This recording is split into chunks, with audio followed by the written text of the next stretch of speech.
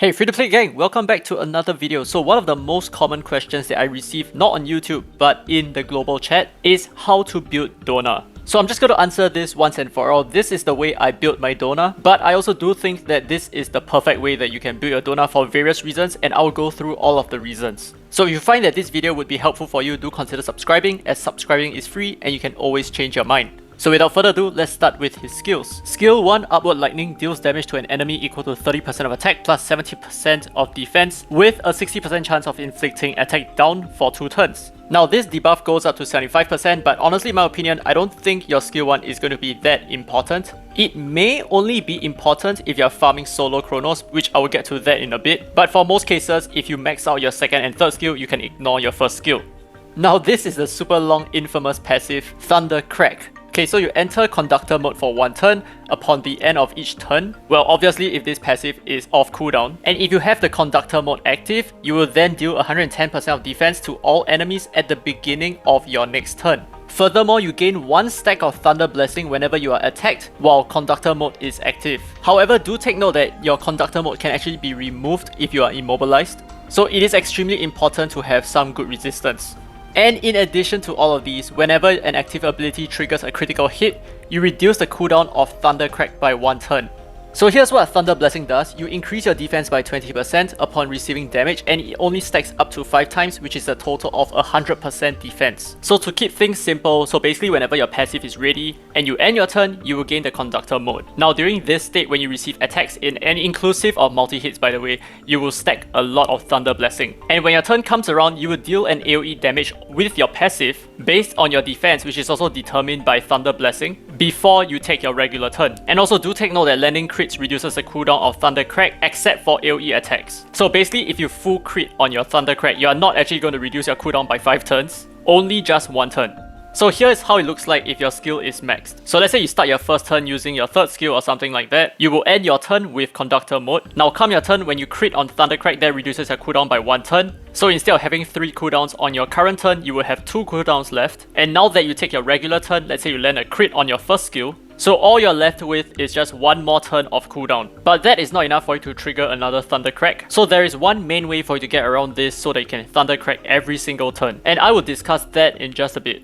For now, let's take a look at his third skill. This is Explosions in the Sky. Deals damage to one enemy equal to 80% of attack plus 140% of defense, and you grant defense up buff and immunity for 2 turns. So this skill is very strong, especially when used at the start, because you give yourself more defense and immunity as well that protects you from being stunned. And that also means that come your turn again, if you have Thunder Crack, you're gonna do a lot of damage. And finally, his leader buff is 30% universal defense, which is going to directly benefit him if you use him as the leader. So it's not always very common to see leader buff that works really well with the Esper in question, so I'd say that this is a really good thing for him. Right, now onwards to his relics. So this is what I conceive to be the best relic set combination for him. So he really needs Hades and Avatara because of his function, but of course you can build him differently, right? You can build him with Zeus if you want to, you can build him with Snow Dowager, or you can even go for Thor's hammer, because yeah, he's Thor. Anyway, the reason why I say that Hades is going to be super crucial for him is because he's going to be doing a lot of content that requires him to upkeep his own HP, which of course I'll talk about in just a bit. But do you remember when I mentioned something about his second skill and how you can Thunder Crack every single turn? That is because of Avatara. Now don't forget that if you land a critical hit on your counter attacks, you are also going to reduce the cooldown of your second skill. So this is going to be so crucial for his kit. He definitely needs Avatara. And another thing that you might have noticed is that he needs very difficult to get relics. So both of these relic sets come from Apep, and it is very hard for you to farm these relics unless you can consistently farm Apep 10. And also because of his second skill that demands you to crit all the time, you will definitely need upwards of 100% critical rate. But as you can see from my kit, I am only at 95%, which is not enough. Cause all it takes is to just fail that 1 crit and your Dona could lose the entire round for you. Now let's end off the introductions with his ascensions. So over here you can see that he starts off with defense and then HP, and then later on he has more HP, more resistance, and finally defense percentage. So he is very tanky. Alright, and for the first showcase, I want to show you how I use him in PvP. And in fact, I think this is a really good replay. because it covers everything that is important in a Dona. Okay, so this covers the fact that your Dona needs Hades. If not, I would have lost very severely. So as you can see over here, my team is just completely decimated by the enemy side, and it will seem like we are bound to lose. However, Dona is going to turn everything around for us. And also, the reason why Dona is so powerful in PvP is because as long as you do not speed cleave him immediately, he can potentially turn the tides as a one-man show. So take a look at this.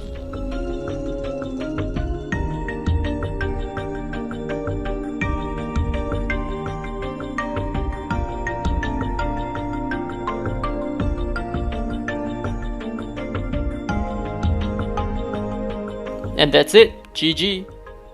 Now another place that I like to use him a lot is to farm on practice stages. So he's not as fast as like some of the best farmers out there, and I'm currently averaging at around 2.5 minutes or so, but in my opinion that is good enough for me. Now that is of course for two reasons. Number one, I do not have a lot of Hades relic sets, and number two, when I'm not on 2x EXP or we are not having the 2x gold event, I'm generally farming on Chronos 10, so he works really well for me. But anyway, he is very powerful here because he is very tanky, and there is one enemy on the third wave who can land a stun, which could potentially end your run. So given that he is so tanky, he is probably going to be able to outlive that most of the time, and you notice that my runs are generally very consistent. But I must say that he is very easy to build for Purgatory 12 because his main stat requirements help him with his sustainability as well. But that is basically it. So he's a little bit easier to build for Purgatory 12 as opposed to like running Liling or Mona. But because of how slow he is and how little AoE damage he can do, he is not an ideal choice for Purgatory 12. So I'm just getting that out there so that you guys understand that I'm not actually using him because I feel like he's the best for Purgatory 12. I just simply do not have enough Hades relic sets to build some better DPS espers. But that'll be it for Purgatory 12. Let's move on to Chronos 10 and see how I solo Chronos 10. So what you're seeing here is 1 fodder farmer and 4 fodders. And we are able to solo Chronos 10 for a few reasons. So number one, his typing is perfect against Chronos. So Chronos has a few stuns on his kit and especially on his follower as well. And because Dona is a flow type, he's not going to be stunned half the time, or maybe even most of the time. Because don't forget that Dona's third skill also grants himself immunity, so he is also sometimes immune to the stuns. But yeah, very simply, it's kind of like the same thing. So with Hades and Avatara, he becomes a very powerful fodder farmer, and he has no trouble whatsoever clearing the first 2 waves. But yeah, like I said, on the third wave, if nothing goes wrong, right, if let's say like he probably gets stunned like once or twice, that's okay. But if let's say he gets combo stunned, so he gets stunned consecutively by the boss and by the follower, then there could be a very good chance that you might fail the run. So for him to work really well in Chronos 10, he needs a lot of resistance, that of which I do not have as much right now. And he also has to do a lot of damage so that you do this a little bit faster. And the faster you can beat these, the less likely you are to be succumbed to RNG, such as like combo stuns. So yeah, that's about it. You can stick to the end if you want to see the entire run play itself out. But I'm just going to end the video over here because there is really nothing much else for me to add on to Dona except that he is a beast. So if you do pull him, unfortunately he's not going to be immediately useful, especially if you're in the early game or if let's say you do not have the relics for him. So the kind of relics that he uses is not commonly used at all. So do make sure that if you see some defensive relics, you do not sell them immediately. Because there are some espers who desperately need these, and Dona is just one of them. Now there are many others as well. So like for example, Renzi needs a lot of defense, Joza needs a lot of defense, and maybe even Falcon, although I think Falcon just needs more HP. But yeah, just general tankiness, that's gonna be really helpful for Dona. So yeah, this is how I built Dona. Hopefully you guys enjoyed the video. If you did, don't forget to leave a thumbs up, it really helps the channel, and subscribe for more dislike content. Now with that said, this has been Daddy Free to Play, and as always, I will see you in the next video.